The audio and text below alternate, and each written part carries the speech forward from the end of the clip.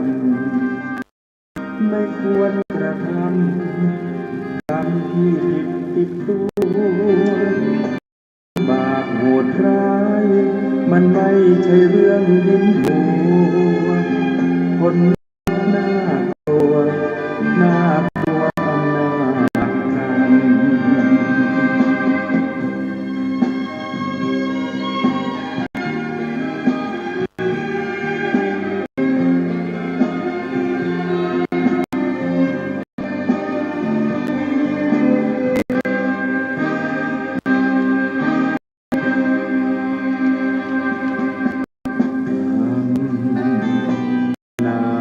กรรม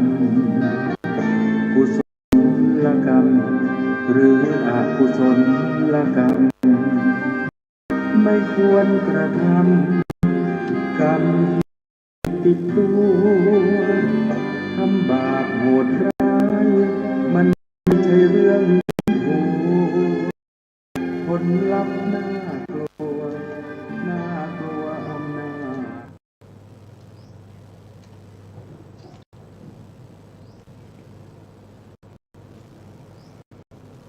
พุทธังสรณังกัจฉามิธัมมังสรณังกัจฉามิสังฆังสรณังกัจฉามิกับนมัสการพระมหาเถระสังฆาธิการพระเถรานุเถระสวัสดีท่านผู้ฟังและชมทุกท่านกลับมาพบกับการพระไตรปิฎกลอยฟ้าทางสถานีวิทยุวัดไฝหินจังหวัดเชียงใหม่ซึ่งเป็นสถานีวิทยุที่ศึกษาพระธรรมคำสอนของพระพุทธเจ้าและประเพณีวัฒนธรรมครับซึ่งตั้งอยู่ที่ทางหลังของวิไลมหาวิทยาลัยเชียงใหม่นะครับจังหวัดเชียงใหม่จึงเป็นการนำเสนอในเรื่องของพระธรรมคำสอนของพระเจ้าซึ่งรายการนี้ก็จะมี2 วันต่อ1 อาทิตย์ก็จะมีวันพฤหัสกับวันศุกร์เวลาก็ตั้งแต่ 18 นาฬิกาจนถึง 9 นาฬิกาโดยประมาณแล้วมีรายการหนึ่งที่ผมเป็นดำเนินการก็จะมีในวันอาทิตย์นะครับเวลา 16 นาฬิกาถึง 15 นาฬิกาเป็นรายการศึกษาพระสัทธรรมการพ้นทุกข์นะครับนอกจากทางสถานีวิทยุวัดไฝหินก็ยังมีอีกรายการหนึ่งนะครับก็คือรายการสนทนาธรรมนะครับสนทนาธรรมจะมีทุกๆวันนะครับตั้งแต่เวลา 13 นาฬิกาเป็นต้นไปที่วัดบ้านปิ่งวัดปิ่งที่วัดบ้านปิ่งนะครับถนนลาดพร้าวขี้ใน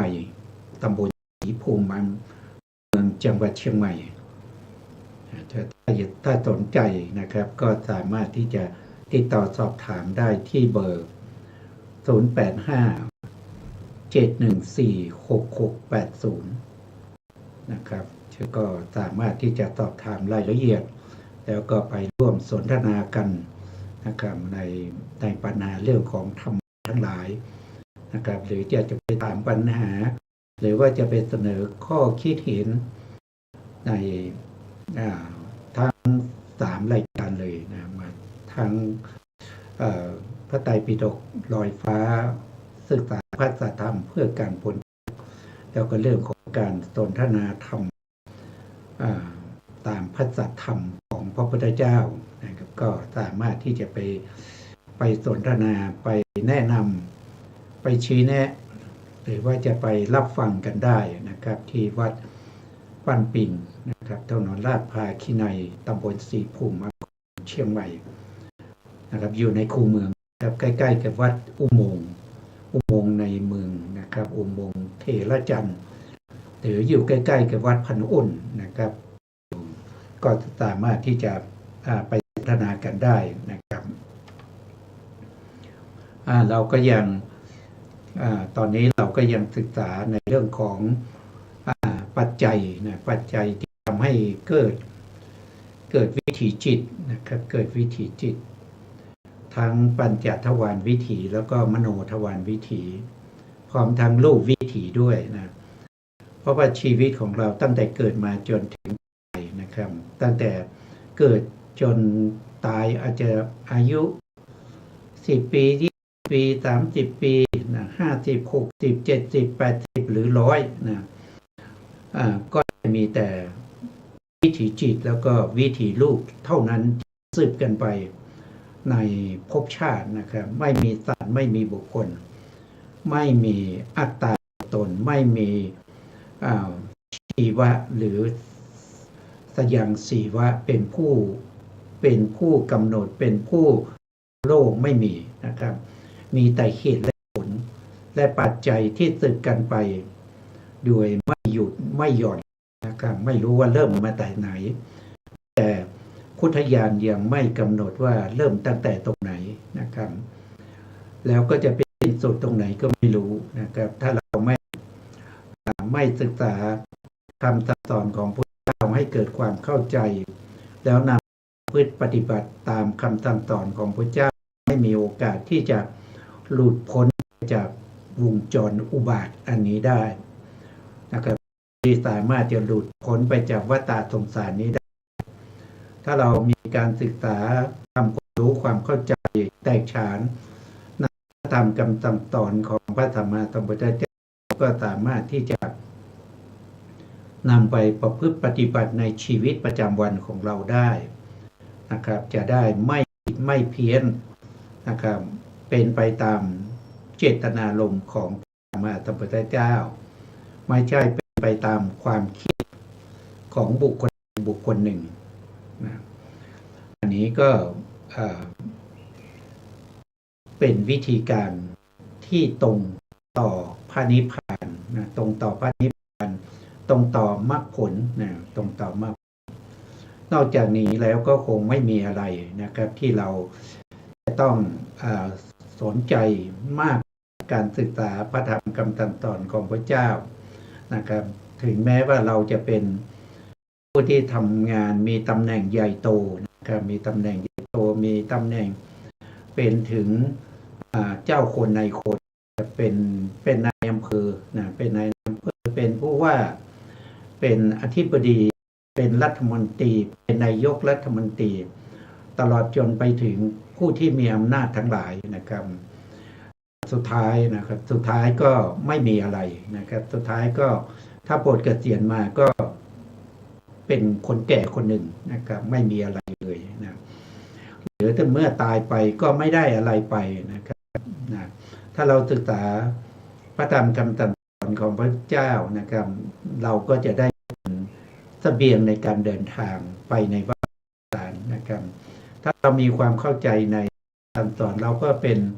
ผู้ที่มีศรัทธานะครับเป็นผู้มีพระหูสูตรทรงไว้ซึ่งธรรมคำสั่งสอนของพระเจ้านะครับก็เกิดศรัทธาก็ได้แก่อริยทรัพย์นะได้เป็นอริยนะครับศรัทธาศีลนะเมื่อเรามีศรัทธาเราก็มีการรักษาศีลก็เป็นอริยทรัพย์ศรัทธาศีลสุตตะนะสุตตะก็คือเราสดับแล้วก็จำได้นะครับแล้วก็สามารถที่จะนำมาประพฤติปฏิบัติได้นะเป็นอริยทรัพย์ก็คือสุตตะนะศรัทธาศีลสุตตะนะครับแล้วก็หิริหิริก็คือมีความละอายนะครับละอายเมื่อเราศึกษาพระธรรมเราก็รู้ว่าอะไรดีอะไรชั่วนะครับเวลาเราจะทำอะไรที่มันไม่ดีเราก็ละอายแก่ใจว่าเราศึกษาพระธรรมอันนี้เรายังจะทำชั่วอยู่หรือนะครับต่อไปก็คือหิรินะหิริก็คือความเกรงกลัวในการที่จะทำอกุศลธรรมไม่กล้านะครับไม่กล้าที่จะฆ่าสัตว์ไม่กล้าที่จะลักทรัพย์ไม่กล้าที่จะประพฤติผิดในกามไม่กล้าที่จะรักษา ไม่กล้าเก่าสอดเสียดนะเก่าเพ้อเจ้าคำหยาบคายทั้งหลายตลอดจนไม่กล้าที่จะดื่มสุรานะครับให้มึนเมานะครับอันนี้ก็จะทำให้เราเป็นคนที่มีโอตตัปปะคือความเกรงกลัวต่อบาปทั้งหลายนะครับนอกจากนั้นก็ยังมีสมาธินะมีสมาธิก็คือจิตตั้งมั่น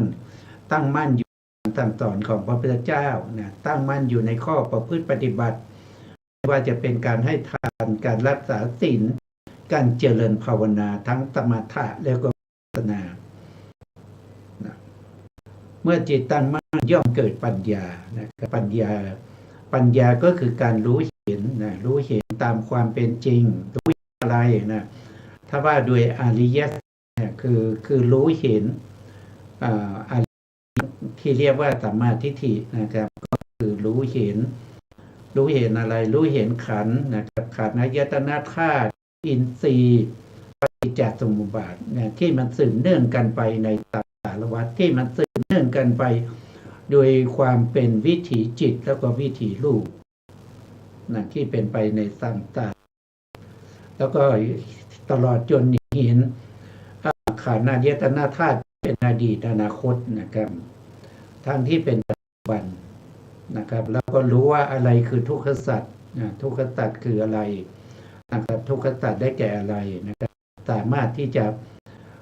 กำหนดได้นะครับทุกขสัจมีไว้กำหนดนะไม่ใช่มีไว้ละนะทุกขสัจเนี่ยได้แก่ความเกิดความแก่ความเจ็บความตายโศกปริเทวทุกขโทมนัสอุปายาสะตอนได้ประสบพบเจอกับสิ่งที่ไม่ชอบใจก็เป็นทุกข์นะครับถ้าพลาดใจจริงที่เป็นที่รักที่พอใจก็เป็นทุกข์ปรารถนาสิ่งใดแล้วไม่ได้สิ่งนั้นนั่นก็เป็นทุกข์ว่าโดยย่ออุปทานขันธ์ห้านะครับเป็นตัวทุกข์อันนี้ก็เป็นตัวทุกข์นะครับนี้ทุกข์นะครับต่อไปก็นี้สมุทัยได้แก่อะไรสมุทัยก็คือได้แก่เหตุให้เกิดทุกข์นะเหตุให้เกิดทุกข์ได้แก่อะไรก็คือตัณหานะครับตัณหาที่มีมาในภพก่อนที่เป็นตัวก่อให้เกิดนะก่อให้เกิดสมุทัยขึ้นในภพนี้ตัวนั้นเป็นตัวตัณหาที่เป็นเหตุให้เกิดนะให้เกิดในภพนี้พอเกิดก็เลยมีความทุกข์อย่างที่ว่านะครับเกิดมาก็ต้องมีความแก่นะครับความแก่ความอาพาธแล้วก็มรณะก็คือตายเป็นธรรมดาอันนี้แหละมันคือความทุกข์อันนี้แหละมันคือเหตุให้เกิดทุกข์ถ้าว่าโดยเหตุให้เกิดทุกข์โดยเป็นสามัญทั่วไปก็มีทั้งที่เป็นอวิชชาตัณหาตัณหากรรมนะครับอาหารผัสสะนามรูปอะไรเหล่านี้ก็เป็นตัวที่ทำให้เกิดทุกข์นั่นเองถ้าเป็นนิโรธคือความดับของทุกข์ความดับของสมุทัยทุกข์ไหนสมุทัยดับตรงไหนตรงนั้นแหละนิโรธคือพระนิพพานไม่ต้องไปตามหาพระนิพพานที่ไหนไม่ต้องขับรถไปโดยเครื่องบินนะครับไปตามหาพระนิพพานตามหาไม่พบนะนิพพานอยู่ที่ความดับของทุกข์และก็ความดับของสมุทัยแล้วเราจะเข้าถึงพระนิพพานได้อย่างไรเราจะเห็นพระนิพพานได้อย่างไรพระองค์ก็ตรัสว่าการที่จะปฏิบัติถึงนิโรธนั้นก็คืออริยมรรคนะอริยมรรคก็มีสัมมาทิฏฐินะองค์ที่หนึ่งสัมมาทิฏฐิองค์ที่สองก็คือสัมมาสังกัปปะที่สามก็คือสัมมาวาจาองค์ที่สี่ก็คือสัมมากัมมันตะองค์ที่ห้าก็คือสัมมาอาชีวะองค์ที่หกก็สัมมาวายามะองค์ที่เจ็ดก็สัมมาสติองค์ที่แปดก็คือสัมมาสมาธิอันนี้เป็นข้อปฏิบัติเพื่อให้ถึงนะครับนี่ก็เป็นสิ่งที่พระพุทธองค์ได้ตรัสไว้โดยเป็น พระธรรม84,000 พระธรรมขันธ์ก็สรุปลงที่ตรงนี้นะครับสรุปลงก็คืออริยมรรคหรือโลดแห่งวิมุตติโลดนะวิมุตติโลดก็คือความหลุดพ้นโลดแห่งความหลุดพ้นนั่นเองนะครับแล้วเราจะถึงเข้าถึงนิโรธได้ยังไงก็ต้องมีปริยัตินะครับต้องมีปริยัตินี้ก็ต้องตามคำสอนของพระเจ้านะครับไม่ใช่ปริยัติของบุคคลใดคนหนึ่งนะครับเราก็ยังศึกษาปริยัตินะครับแล้วก็เป็นปริยัติที่ครอบคลุมชีวิตของเรานะครับก็คือได้แก่วิถีจิตกับวิถีรูปนะครับตอนนี้เรากำลังศึกษาเรื่องของปัจจัยที่ทำให้เกิดวิถีจิตในแต่ละดวงนะครับครั้งที่แล้วนะครับเราก็พูดถึงในเรื่องของปัญจทวารวิถีนะปัญจทวารวิถีก็คือวิถีที่ทางตาทางหูทางจมูกทางลิ้นทางกายนะครับมีอยู่5วิถีกันนะครับก็เราก็ศึกษาจิตที่เกิดขึ้นในวิถีมาจนถึงวูทัปปนาจิตนะครับวูทัปปนาจิตในวิถีเนี่ย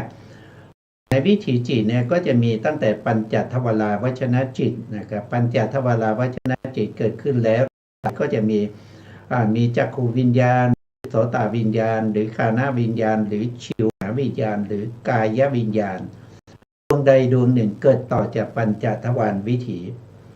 เมื่อทวีปัญจวิญญาณจิตดับไปนะก็มีสัมปติชนจิตเกิดขึ้นรับอารมณ์ต่อจากทวีปัญจวิญญาณจิตเมื่อสัมปติชนจิตดับไปแล้วนะก็จะมีตีรณจิตสันติรณจิตก็จะทำหน้าที่ไต่สวนอารมณ์ที่รับต่อมาจากสันติรับจากสัมปติชนจิตเมื่อไต่สวนแล้วนะครับส่งต่อให้โวทัปปนะโวทัปปนะก็มีการตัดสินอารมณ์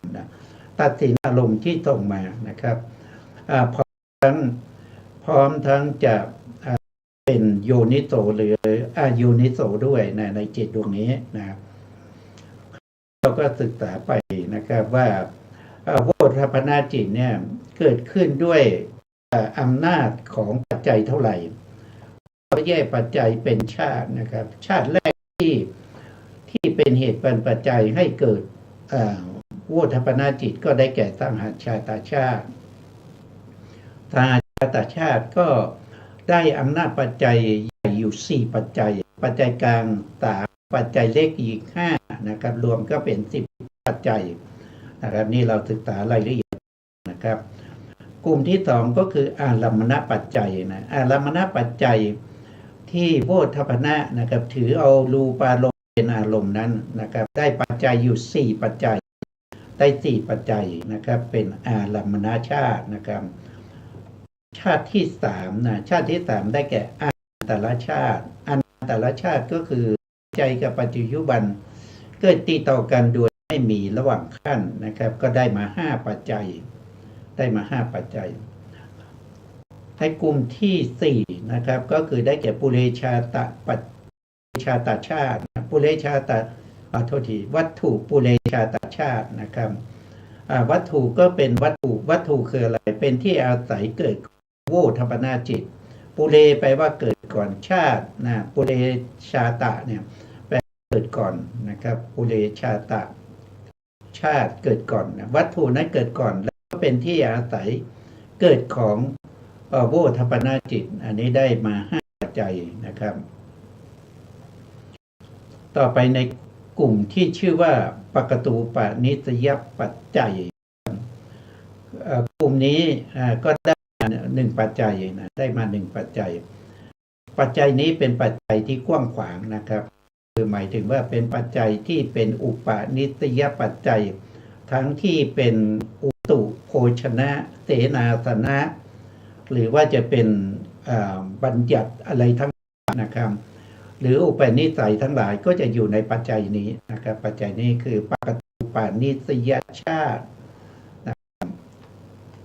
เมื่อสรุปแล้วนะโวทัปปนะจิตเนี่ยก็จะมีปัจจัยอุปการะให้เขาเกิดขึ้นนะครับ24ปัจจัยขอโทษที27นะครับ27ในปัจจัยที่เราศึกษากันอยู่ก็คือว่าโดยย่อก็คือปัจจัย ย24แต่นี้เราเป็นปัจจัยที่ขยายออกมาเป็นปัจจัย47นะปัจจัย47ในปัจจัย47นั้นโวนะได้อำนาจปัจจัยมา27ปัจจัยนะ27ปัจจัยถ้าว่าโดยชาติก็มีอยู่ทั้งหมด5นะหนึ่งก็คือต่างชาติชาติก็คือปัจจัยกับปัจจุบันต้องเกิดพร้อมกันอันที่สองอนันตชาติปัจจัยกับปัจจุบันนั้นจะต้องติดต่อเกิดดับติดต่อกันไม่มีระหว่างขั้นนะ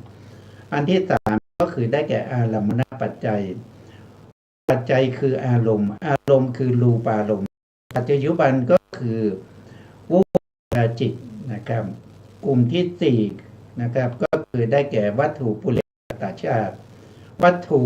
ที่เกิดก่อนเป็นที่อาศัยเกิดของโวทปจิตในกลุ่มที่5ก็ได้ปกตูปานิสยปัจจัยนะปกตูก็คือเหตุธรรมที่ได้ทำไว้ก่อนแล้วนะได้ทำไว้ก่อนสมบูรณ์แล้วนะครับนี้ในที่นี้เราไม่ได้พูดถึงตัวเจตนานะครับแต่เราพูดถึงเหตุธรรมทั่วไปนะครับที่ได้กระทำไว้ก่อนด้วยดีนะครับเป็นปัจจัยช่วยประการละแก่โวทัปนจิตถ้าเราพูดตัวกรรมที่เราทำไว้อันนั้นได้ตัวนานัคณิกกรรมปัจจัยนะครับเมื่อนานัคณิกกรรมปัจจัยปัจจุบันนั้นก็จะต้องเป็นวิบากนะเป็นวิบากก็คือเป็นผลนะครับเราจิตนะเพราะฉะนั้นผลของอำนาจปัจจัยที่เป็นจิตก็คือได้แก่วิปากะปัจจัยก็คือวิปากะจิตนั่นเองนะครับนี่โวทัปนาจิตเนี่ยไม่ใช่วิปากจิตนะครับเพราะจริงไม่ได้ปัจจัยที่เป็นนานัคณิกกรรมชาติมานี่ก็คือครั้งที่แล้วเราศึกษากันไปนะวันนี้มาต่อนะครับเมื่อเราดูวิธีเมื่อโวทัปนาจิตเกิดขึ้นในการตัดสินอารมณ์แล้วชาวนาจิตก็ต้องต่อนะชาวนาที่จะเป็นกุศลหรือเป็นอกุศลนี่ก็ขึ้นอยู่โวทัปนาจิตถ้าโวทัปนามีการสะสมสุตตะ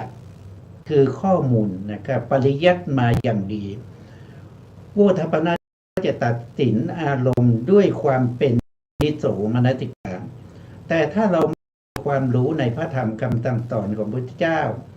เราไม่มีข้อมูลโวทัปนาจิตนี้ก็ตัดสินไปตามโลกนะครับเมื่อตัดสินไปตามโลกหรือตามที่เราเคยชินมาในอดีตที่ยาวนานไม่รู้เรามาจากไหนนะครับมันไกลเหลือเกินแม้แต่พุทธญาณยังไม่กำหนดว่ามาจากไหนนะไกลจนเกินกว่าพุทธญาณจะกำหนดเพราะฉะนั้นสิ่งที่เราสะสมมานั้นมันก็โยนิโสมนสิการมันไม่ได้มีความรู้ความเข้าใจในปริยัติเลยเพราะนั้นที่เกิดขึ้นก็จะเป็นอกุศลจิตนะอกุศลจิตมีเท่าไหร่ก็มีอยู่12ดวงนะครับก็เป็นโลภะมูลจิต8เป็นโทสะมูลจิต2แล้วก็เป็นโมหะมูลจิต2ก็จะมีอยู่12ดวงใดดวงหนึ่งก็จะเกิดตรงนี้นะแต่ถ้าเราเป็นผู้ที่ศึกษาพระธรรมของพระพุทธเจ้ามามากมายแล้วก็ทรงจำได้ไม่ใช่ศึกษามาได้ฟังแล้วจำไม่ได้อย่างนั้นเราไม่ถือว่าเป็นสุตตะนะสุตตะจะต้องฟังแล้วจำได้เข้าใจมากที่จะนำไปคิดนำไปตึกนำไปสาธยายท่องบนได้จำได้ดีสามารถที่จะเป็นแสดงให้แก่ผู้อื่นรับฟังได้นะครับอย่างนี้เราเรียกว่าเป็นผู้มีสุตตะผู้ที่ทรงไว้ซึ่งพระธรรมคำสั่งสอนของพระเจ้าเมื่อมีเหตุการณ์ใดเหตุการณ์หนึ่งขึ้นผ่านมาทางตาก็ดีนะครับเห็นนะทางหูเราได้ยินเสียงนะครับทางจมูกที่เราได้กลิ่นทางลิ้นที่เราได้รสทางกายที่เราได้สัมผัสถูกต้องเหตุการณ์ใดเหตุการณ์หนึ่งเกิดขึ้นนะครับวิถีจิตก็จะเกิดขึ้นอย่างนี้นะครับแต่ละจิตแต่ละดวงที่เกิดขึ้นก็จะทำหน้าที่ของใครของมันเมื่อเสร็จแล้วก็ ดับไปนะครับ เมื่อมาถึงผู้ทัปนาจิตผู้ทัปนาจิตก็นำเอาข้อมูลนะครับเหตุการณ์ที่เราประสบพบเจอนั้นมาเปรียบเทียบกับข้อมูลที่เป็นพระธรรมคำสั่งสอนของพระเจ้านะครับเมื่อเปรียบเทียบแล้วเข้าใจว่าควรจะวางจิตยังไงหรือจะต้องทำยังไงนะครับต้องผลไปถึงรูปด้วยนะจิตตชรูปด้วย ว่าอะไรเป็นบุญเป็นกุศลอะไรมีประโยชน์อะไรไม่มีประโยชน์นะครับอะไรเป็นบาปเป็นบุญนะครับเขาจะเลือกเอานะครับเขาจะเลือกเอาสิ่งที่เป็นประโยชน์ที่เป็นประโยชน์นั้นก็คือบุญกุศลเมื่อโวทัปปนาจิตชี้ในความเป็นบุญเป็นกุศลชาวนาที่เกิดขึ้นก็ต้องเป็นชาวนาที่เป็นกุศลนะกุศลก็คือบุญนะครับไม่ใช่อกุศลนะถ้าอกุศลก็เป็นบาปนะชาวนาเกิดขึ้นก็จะเป็นมหากุศลจิตนะใน8ดวงใดดวงหนึ่งนะครับก็จะเกิดขึ้นตรงนี้นะเกิดแล้วก็ดับไปเกิดแล้วดับไปถึงดวงที่7นะเกิดซ้ำๆกันอยู่นี้7ครั้งด้วยกันนะครับนั่นแสดงว่าเราก็ส่องเสพในเรื่องของกุศลในเรื่องของบุญนะครับแต่ถ้าเป็นอกุศลเกิดขึ้นเนี่ยโวทัปปนาไม่มีสุตตะเมื่อรับอารมณ์มาสันติแล้วนะก็จะชี้ไปทางที่เป็นอกุศลเพราะมีความชำนาญเพราะสะสมมาตั้งแต่อาเนกชาติเป็นบาปเป็นกุศลนะชาวนาก็จะเป็นอกุศลนะครับชาวนาก็เป็นบาปเราก็ส่องเสพบาปนะส่องเสพอกุศลถึง7ครั้งด้วยกันนะครับนั่นก็ทำให้เราต้องทุกข์ยากนะครับเวียนว่ายตายเกิดในทุกติภูมินะครับให้เข้าใจว่านี่นะทีนี้เราก็มาหาปัจจัยของชาวนาดวงที่1นะดวงนี้นะครับปัจจัย47ของชาวนาจิตดวงที่1ที่เกิดต่อจากโวทัปปนาจิตนะครับท่านก็บอกว่านะครับชาวนาดวงที่1ที่เกิดขึ้นมีเจตสิกประกอบถึง38ดวงแล้วก็มีจิตตชรูปเกิดพร้อมกันกับอุปาทัปนาของชาวนาจิตด้วยนะครับช่วยอุปการะนะชาวนะเจตสิกกับเจตสิกแล้วก็จิตตชรูปนะครับก็เป็นปัจจัยช่วยอุปการะแก่ชาวนาจิตดวงที่1นะครับก็คือกุศลครับตรงนี้ชาวนาจิตดวงที่1เนี่ยเราหมายถึงกุศลจิตนะครับหมายถึงกุศลจิตตรงนี้เราก็จะเติมลงไปนะช่วยประการแก่ชาวนากุศลนะครับเพื่อไม่ให้เข้าใจผิดนะครับชาวนากุศลและจิต1นะชาวนากุศลและจิตดวงที่1เราก็มาแยกปัจจัยนะครับแยกปัจจัยได้9ชาตินะ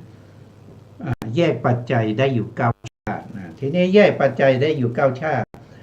ก็คือเราก็ดูที่ข้อกำหนดนะข้อกำหนดของแต่ละชาตินะครับอย่างเช่นเราก็ดูว่าชาติที่1คือตาชาติเขามีข้อกำหนดยังไงนะเราดูแล้วข้อกำหนดของเขาก็คือก็บอกว่าปัจจัยกับปัจจยุบันนะหรือปัจจยธรรมหรือปัจจยุบันธรรมนะเกิดพร้อมกันนะเขาไม่ได้บอกว่าดับพร้อมกันนะเฉพาะเกิดพร้อมกันนะครับไม่พูดถึงว่ารับอารมณ์เดียวกันไม่ได้พูดถึงว่าใส่วัตถุเดียวกันไม่ได้ว่าดับพร้อมกันเอาเฉพาะเกิดพร้อมกันเท่านั้นนะส่วนมากนะครับที่เราสังเกตได้คำว่าเกิดพร้อมกันเนี่ยเราก็จะระบุไว้นะระบุไว้ว่าที่พร้อมกันนะครับหรือที่เกิดพร้อมกันหรือในปฏิสนธิการหรือประกอบกันนะครับหรือประกอบกันมีคำที่มีความหม มายว่าที่เกิดพร้อมกันนั่นแสดงว่าเป็นสหชาตชาติหรือบางทีท่านไม่บอกนะครับแต่ท่านบอกถึงเจตสิกนะเจตสิกนะครับที่ประกอบกับจิตนะครับด้วยอุปการะแก่จิตด้วยอำนาจปัจจัยเท่าไหร่นั่นแสดงว่าเป็นสหชาตชาตินะครับมีคำว่าประกอบกันนะครับหรือมีคำว่าสัมปยุตกันสัมปยุตกันก็คือแก่ประกอบกันนั่นเองนะครับทีนี้ปัจจัยของสหชาตชาติก็มีอยู่ปัจจัยนะ15ปัจจัยแบ่งเป็นแบ่งเป็น3กลุ่มกลุ่มที่1ก็คือได้แก่สหชาตินะครับ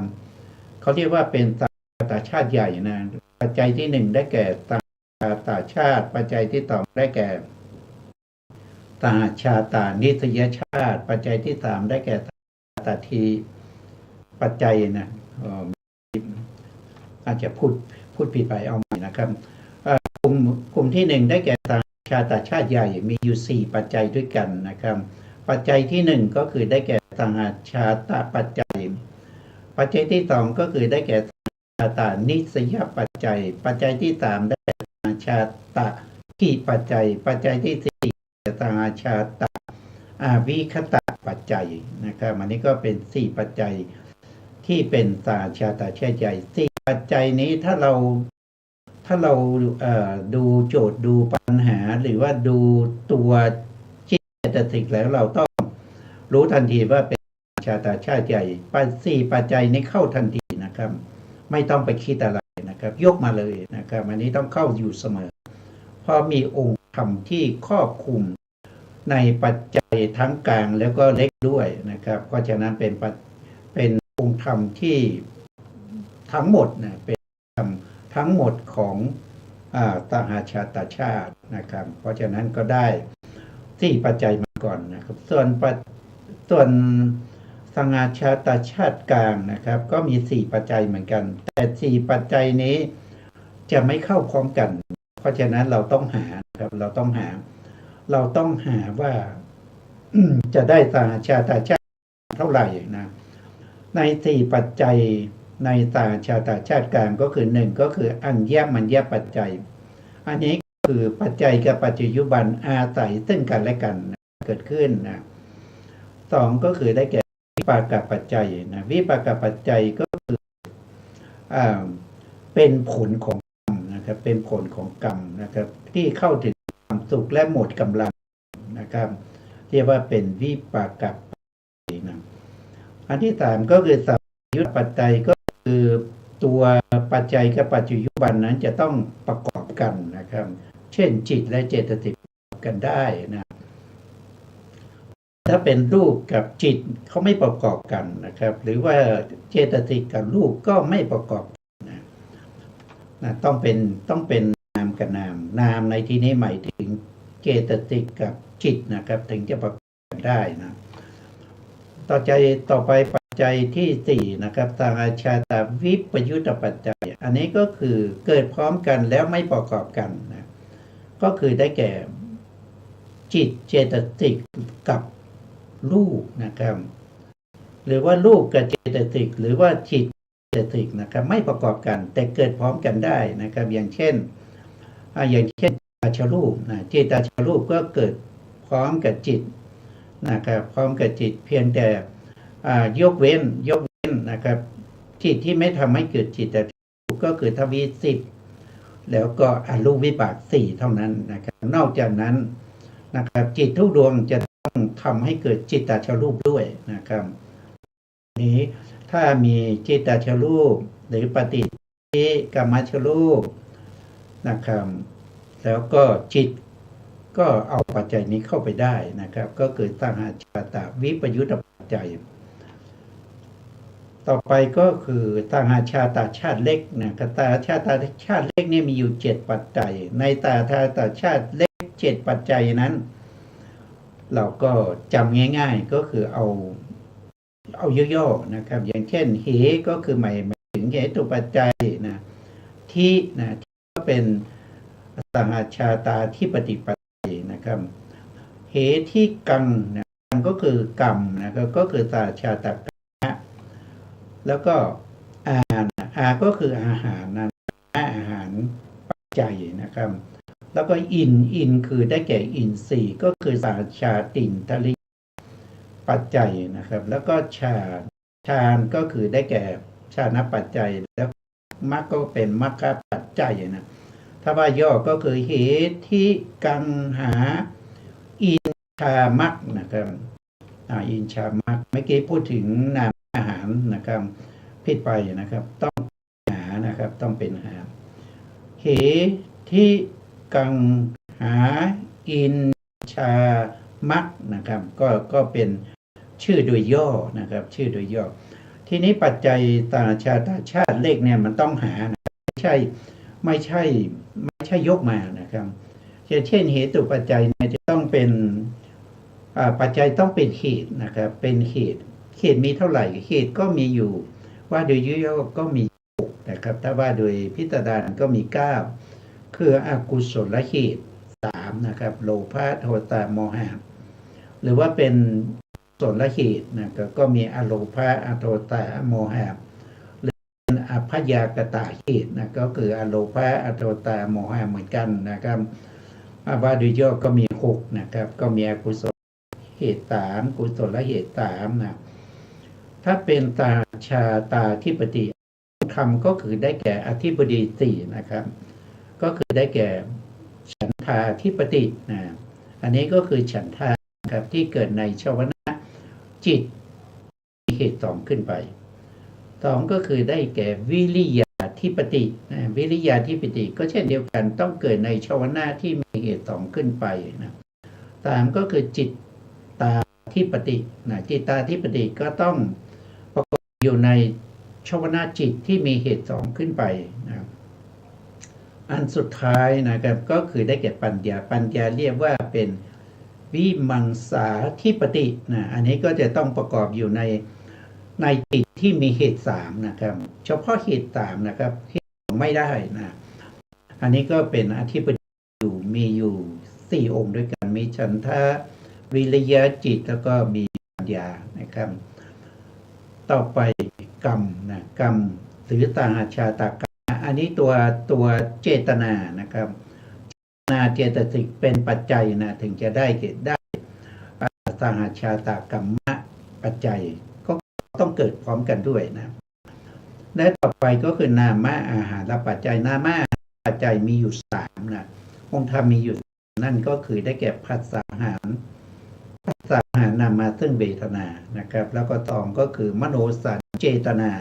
อันนี้เจตนานำมาถึงภพ3แล้วก็3ก็คือวิญญาณอาหาร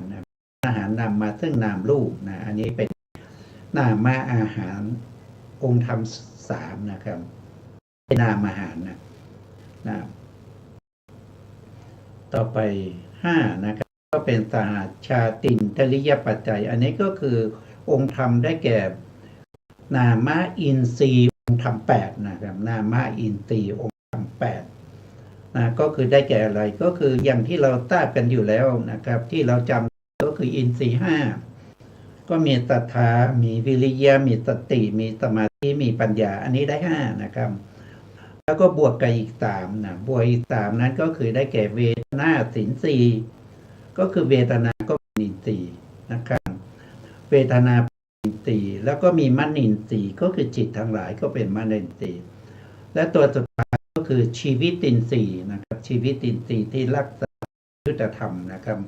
พวกนี้เป็นองค์ธรรมของสหชาตินทริยปัจจัยนะถ้ามีเจตสิกเหล่านี้นะครับอยู่ในจิตก็ต้องบอกด้วยนะครับถ้าเป็นอินทรีย์ได้เนี่ยเป็นอวิริยะนะอวิริยะจิต16ดวงนะครับต้องเว้นวิริยะจิต16ดวงนะครับถึงจะวิริยะจิต16ดวงนั้นนะครับไม่เข้าถึงความเป็นอินทรีย์ได้แก่ก็ได้แก่อเหตุกาวิปากจิต15นะครับแล้วก็ปัญจทวารวัชนะ1นะครับอันนี้ไม่สามารถที่จะความเป็นอินทรีย์ได้นะส่วนที่เป็นสมาธินทรีย์นั้น สมาธินทรีย์ต้องเว้นวิจิกิจฉาอีกหนึ่งนะครับถ้ายกเฉพาะสมาธิที่เข้าถึงอินทรีย์ได้นอกจากเว้น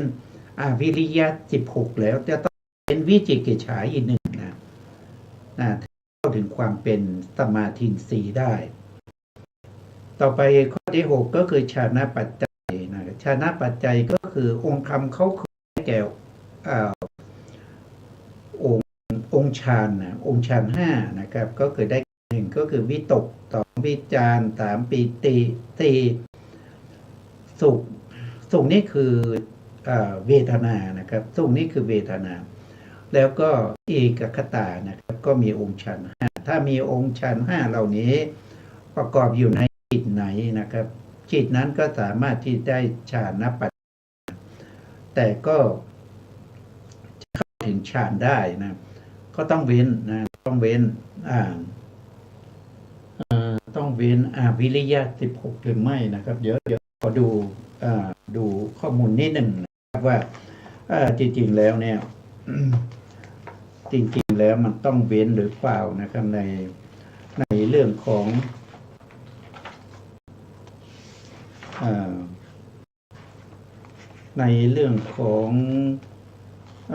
ฌานนะครับในเรื่องของฌานที่เป็นเอกคตาฌานนั้นนะครับเอกคตาฌานต้องเว้นด้วยนะเว้นวิริยะแล้วก็วิจิกิจฉาด้วยจะเว้นไปอยู่8ดวงด้วยกันนะครับก็เว้นถ้าจิตนั้นนะครับเป็นจิตที่เป็นอเหตุกะวิจิต15ปัญจทัพพลาวจรจิต1แล้วก็วิจิกิจฉา1เอกคตาที่อยู่ในจิตเหล่านี้ไม่สามารถเข้าถึงฌานปัจจัยได้นะครับอันนี้ต้องเข้าใจนะแล้วก็ข้อที่7นะปัจจัยที่7คือมรรคปัจจัยมีองค์อยู่9นะครับไม่ใช่8นะบางคนว่า8ไม่ถูกนะเพราะว่ามันมีประเภทที่เป็นมิจฉามรรคด้วยนะมิจฉามรรคเนี่ยมีอยู่4องค์ด้วยกันนะครับก็คือได้แก่ทิฏฐินะทิฏฐิความเห็นผิดนะก็เป็นมรรคนะครับเป็นอกุศลมรรคนะครับนำไปสู่อบายนะแล้วก็มีวิริยะก็เป็นที่ประกอบกับอกุศลจิตนะครับนั้นก็เป็นมิจฉาวายามะนะครับแล้วก็มีเอกคตาประกอบกับอกุศลจิตอันนั้นเป็นมิจฉาสมาธิก็ยังมีอีกตัวหนึ่งนะครับตัวนั้นก็คือได้แก่วิตกที่ประกอบอยู่ในอกุศลจิต12นั้นเราเรียกว่าเป็นมิจฉาสังกัปปะนะเพราะฉะนั้นในส่วนที่เป็นมรรคที่เป็นอกุศลก็มีนะครับมรรคที่เป็นกุศลนะครับที่เป็นกุศลนะครับถ้าเกิดในมหากุศลเนี่ยหรือเกิดในมหากุศลเขาจะเรียกว่าปัญจขิกมรรคนะครับก็จะเกิดพร้อมกัน5องค์นะครับเรียกว่าปัญจขิกมรรคแต่ถ้าไปเกิดในอริยมรรคอริยผลเนี่ยก็จะได้มรรคมีองค์8เลยนะครับมีสัมมาทิฏฐิสัมมาปะสัมมาวาจาสัมมากัมมันตะสัมมาชีวะสัมมาวายามะสัมมาสติแล้วก็สัมมาสมาธินะอันนี้เป็นองค์ธรรมของมรรคปัจจัยนะครับจิตดวงไหนนะครับที่มีองค์มรรค9เนี่ยนะครับจิตนั้นมรรคปัจจัยนะได้คือมรรคปัจจัยต่อไปก็จะเป็นข้อกำหนดในเรื่องของอารัมมณชาตินะครับอารัมมณชาติเนี่ยข้อกำหนดก็คือตัวปัจจัยนะตัวปัจจัยต้องเป็นอารมณ์นะตัวปัจจัยเป็นอารมณ์คือผู้ที่ถูกรู้นะผู้ที่ถูกรู้นะเป็นนะครับส่วนปัจจยุบันธรรมนั้นจะต้องผู้รู้อารมณ์อันนี้คือข้อของอารัมมณชาตินะครับก็ ก็มีอยู่8 ปัจจัยนะมีอารัมมณปัจจัยอารัมมนาธิปติปัจจัยวัฏฐารมณปุเรชาตานิตยปัจจัยอารัมมณปุเรชาตาปัจจัยอารัมมณปุเรอารัมมณอารัมมณูปานิสยปัจจัยนะครับนะแล้วก็มีวัฏฐารัมมณปุเรชาตาวิปยุตตปัจจัยแล้วก็อารัมมณชาตทีปัจจัยอารัมมณชาตาชาตปัจจัยอันนี้ก็เป็นปัจจัยในอารัมมณชาตินะไปก็จะเป็นข้อกำหนดในเรื่องของอนันตรชาตินะในอนันตรชาติท่านก็บอกว่าปัจจัยธรรมกับปัจจยุบันธรรมนะคือจิตและเจตสิกนะเกิดติดต่อกันโดยไม่มีระหว่างขั้นนะคำว่าจิตและเจตสิกเนี่ยท่านหมายถึงว่าจิตที่เกิดร่วมกับเจตสิกนะครับ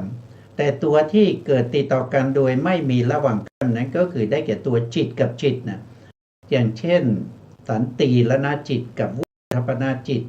นะเกิดติดต่อกันโดยไม่มีระหว่างขั้นในสันติรณจิตนั้นมีเจตสิกประกอบอยู่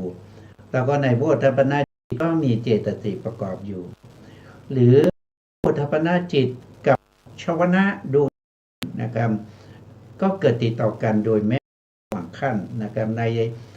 นวุฒปนาก็มีเจตสิกประกอบนะครับในดวงที่1ก็มีเจตสิกประกอบจิต2ดวงนี้จะเกิดติดต่อกันโดยไม่มีระหว่างขั้นนะครับอันนี้ต้องเข้าใจนะเข้าใจแบบนี้นะครับแล้วก็ปัจจัยที่เป็นอนันตรชาติอยู่6ปัจจัยหรือ7ปัจจัยนะครับก็คือได้แก่1คือ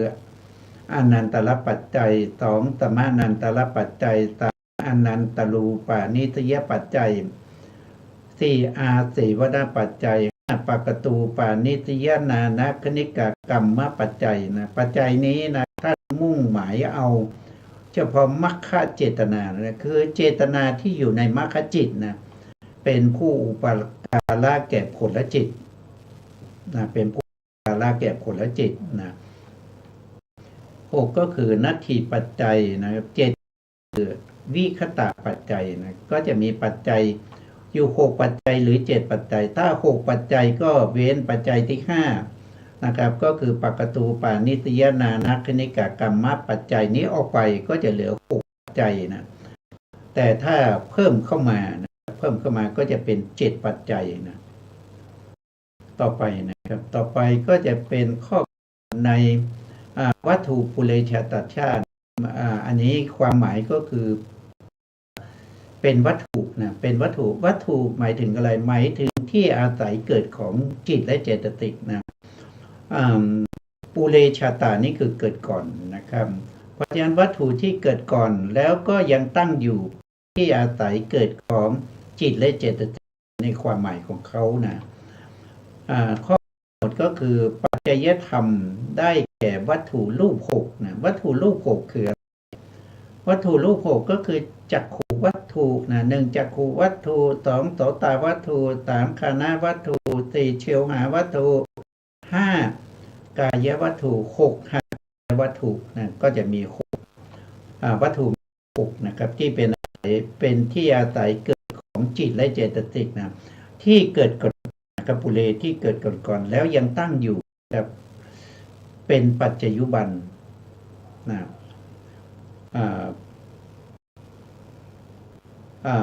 ธรรมเป็นปัจจยุบันนะยังตั้งอยู่ธรรมที่ปัจจยุบันนธรรมนั้นได้แก่นามนะนามที่นี้ก็คือหมายถึงวิญญาณธาตุ7นะวิญญาณธาตุ7ก็คือได้แก่จักขูวิญญาณโสตวิญญาณฆานะวิญญาณชิวหาวิญญาณกายวิญญาณแล้วก็มโนวิญญาณนะครับก็จะมีธาตุ7มีธาตุ7นะครับต่อไป1ก็คือมโนธาตุด้วยนะมโนธาตุอีกก็เป็น7นะครับที่เกิดพร้อมกับเจตสิกนะครับที่ประกอบเป็นผู้เป็นผู้อาศัยวัตถุเกิดนะครับมีปัญหาเรื่องไฟฟ้านะครับแล้วก็ว่าโดย ว่าโดยตัวปัจจัยนี้มีอยู่6ปัจจัยนะกลุ่มนี้มี6ปัจจัยนะครับหนึ่งก็คือวัตถุปุเรชาตะนิสยปัจจัยสองก็คือวัตถุปุเรชาปัจจัยนะอันนี้เป็นวัตถุปุเรชาตปัจจัยนะสามก็คือได้แก่ปุเรชาตินทยปัจจัยอันนี้ได้วัตถุที่เป็นอินทรีย์ด้วยนะวัตถุเป็นอินทรีย์ได้แก่จักขุนสีนะครับจักขุประสาทนั่นเองจักขุนสีตินทรีย์คายหินทรีย์ชิวหินทรีย์กายอินทรีย์นะวัตถุที่เป็นอินทรีย์ที่เป็นที่อาศัยเกิดมีอยู่นะครับส่วนหัตถยวัตถุไม่ใช่อินทรีย์นะถ้าหัตถยวัตถุเป็นปัจจัยเนี่ยจะไม่ได้ปัจจัยนี้นะไม่ได้ปุเรชาตินทริยปัจจัยนะต่อไปสี่ก็คือวัตถุปุเรชาตาวิปยุตปัจจัยนะอันนี้ก็คือหมายถึงว่าตัวที่เป็นปัจจัยที่เป็นวัตถุแล้วเกิดก่อนนะครับแล้วก็จิตและเจตสิกที่มาอาศัยนั้นไม่ได้ประกอบกันนะเป็นวิปยุตนะวิปปัจจัย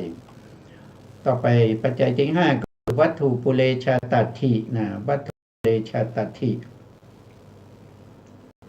วัตถุปุเรชาตถิปัจจัยก็คือเป็นวัตถุที่เกิดก่อนก็ยังมีอยู่นะยังมีอยู่ยังไม่ปัจจัยไปนะหกก็คือวัตถุชาตวิคตปัจจัยอันนี้ก็คือวัตถุที่เกิดก่อนแล้วยังไม่ปัจจัยไปนะครับเป็นปัจจัยในปุเรชาตปัจจัยนะครับต่อไปก็คือปัจฉาชาตปัจจัยมีข้อกำหนดนะครับปัจฉาชาตปัจจัยได้ตัวปัจจัยนี้ได้แก่นะครับได้แก่ชี80 121นะครับ85นะ85ต้องเว้นรูปวิบากนะเพราะรูปวิบากเขาในรูปวิบากนะครับในรูปประพรมเขาไม่มีรูปเพราะฉะนั้นก็ต้องเว้นไปนะครับก็ได้แก่จิต85นะครับแล้วเจตสิกที่ประกอบนะเป็นรูปวิบาก4นะครับที่เกิดทีหลังนะครับปัจจัยต้องเกิดทีหลังเป็นนามธรรมเกิดทีหลังส่วนปัจจัยุบันธรรมได้แก่รูปนะครับรูปที่เกิดก่อนนะครับต้องอาศัยนามเกิดทีหลังเป็นปัจจัยนะครับรูปก็คือได้แก่เอกสมุฏฐานอันนี้ก็คือมีสมุฏฐาน1นะครับ2ทวิสมุฏฐานอันนี้สมุฏฐาน2นะครับสมุฏฐาน2ก็มีรูปอยู่1รูปนะ1รูปนั่นก็คือได้แก่สัทธะคือเสียงนะเสียงนั้นเกิดจากอุตุแล้วก็เกิดจากนะครับรูปนอกนั้นนะครับนอกนั้นน่าจะมี1ปัจจัยแล้วก็1ปัจจัยก็คือได้แก่อะไรนะ1ปัจจัยก็คือได้แก่จักขุปัสสาทโสตปัสสาทฆานะปัสสาทชิวหาปัสสาทกายปัสสาทแล้วก็กายวิญญัตวจีวิญญัตนะครับก็จะมีอยู่ทั้งหมดเท่าไหร่นะครับมีอยู่ทั้งหมด7แล้วก็ยังมีอีกนะครับมีปุริสินตีนะมีอิทธิมีหัตถยรูปนะมีชีวิตรูปด้วยนะครับก็จะมีทั้งหมดอยู่7 8 9 10 11นะครับก็จะเป็น11รูปด้วยกันนะครับมี5มี7มี8มี9มี10มี11รูปนะครับเกิดจากปัจจัยเดียวนะติสมุฏฐานอันนี้เกิดจากสมุฏฐาน3นะครับอย่างเช่นละหุตามุทุตากรรมัญญตาแล้วก็รูปที่เกิดจากสมุฏฐานทั้ง4นะครับสมุฏฐานทั้ง4ก็มีอะไรก็มีปฐวีเตโชวายุนะครับมีรูปารมณ์สัทธารมณ์คันธารมณ์นะแล้วก็มีอาหารมีปริเฉทรูปนะพวกนี้เกิดจาก4สมุฏฐานนะครับหรือกายนะครับคือเอกชกายทวิชกาย จตุชกาที่เกิดกำลังตั้งอยู่นะครับเป็นปัจจยุบันว่าโดยปัจจัยก็มีอยู่4ปัจจัยด้วยกันหนึ่งก็คือปัจฉาชาตปัจจัยสองก็คือปัจฉาชาตาวิปยุตตปัจจัยสามก็คือปัจฉาชาตาทิปัจจัยสี่ก็คือปัจฉาชาตาอาวิคตะปัจจัยนะครับก็มีอยู่4ปัจจัยด้วยกันนี้เราก็เอาแค่นี้นะครับเพราะเวลาเราหมดแล้วนะครับ การศึกษาในของปัจจัยนะครับก็จะทำให้เราเนี่ยเข้าถึงปัจจยปริคหายานนะครับซึ่งเป็นวิปัสสนาญาณที่2นะครับถ้าเราไม่ศึกษาเราไม่เข้าใจเราไม่สามารถที่จะเข้าถึงวิปัสสนาญาณที่2ที่เรียกว่าปัจจยปริคหายานได้นะครับเวลาหมดแล้วนะครับสุดท้ายนี้ครับก็ขอกราบขอบคุณพระครูสมุทิสุวัฒน์วรกิจโชผู้อำนวยการสถานีวิทยุเพื่อการศึกษาพระพุทธศาสนาและวัฒนธรรม FM 104.5 เมกะเฮิรตซ์วัดไฟหินจังหวัดเชียงใหม่และขอกราบขอบคุณพระครูปริยัติยานุสารขอบคุณท่านผู้ฟังและผู้ชมทุกท่านที่ให้เกียรติติดตามรายการพระไตรปิฎกลอยฟ้าใหม่ในครั้งต่อไปวันนี้ลาไปก่อนครับสวัสดีครับ